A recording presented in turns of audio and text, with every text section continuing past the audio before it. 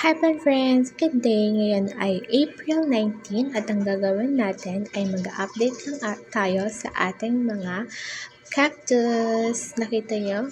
Ngayong summer ay kanilang blooming season at yan may mga ilang cactus na tayo na nagsimulang mag-bloom yung mga nakaraang araw at meron pa rin yung mga patubo na ng mga bulaklak.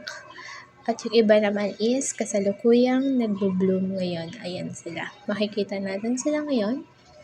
So, meron pala akong mga ibang ginagawa para at the same time ma-enjoy ko yung flower nila at makapag-pollinate din. Ayan, hindi pa siya nag-bloom. So, yun, nakita nyo, may nauna tayo doon na pollinate na.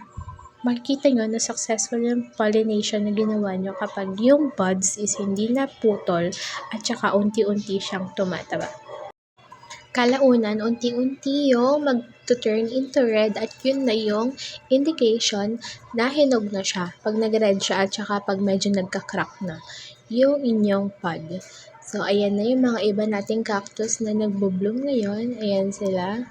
Meron tayo dito mga at least 6 cactus na nag-bloom. Ayan, nakita nyo yan. Sobrang sipag mag-bloom yan. At may iba pa pala akong ginagawa para i-condition sila ngayong summer is nag-a-add ako ng Ajinomoto sa kanilang pandilig or yung vetchin na kadalasang ginagamit natin sa pagluluto.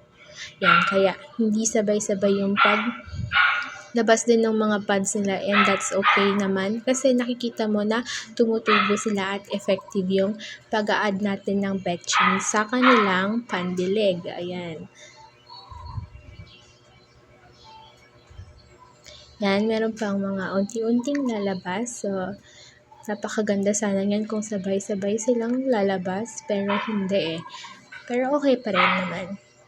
Para everyday merong kang inaantay na nagbo-bloom. So, yan pala yung ginagawa kong isa. After nun, pag may nag-fertilize ng vetchin, kapag nag-bloom na sila is, meron ako dito mga paint brush.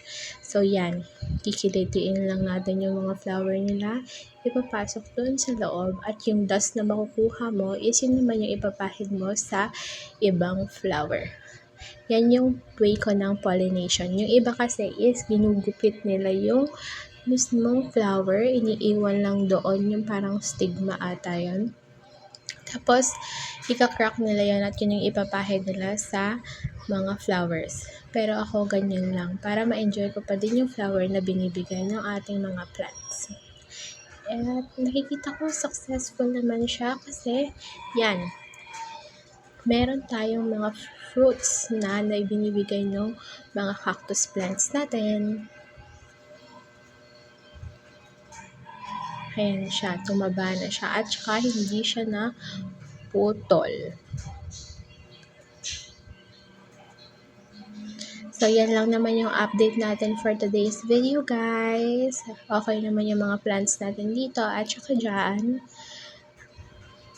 Ayan yung mga gymnos natin, mga straws.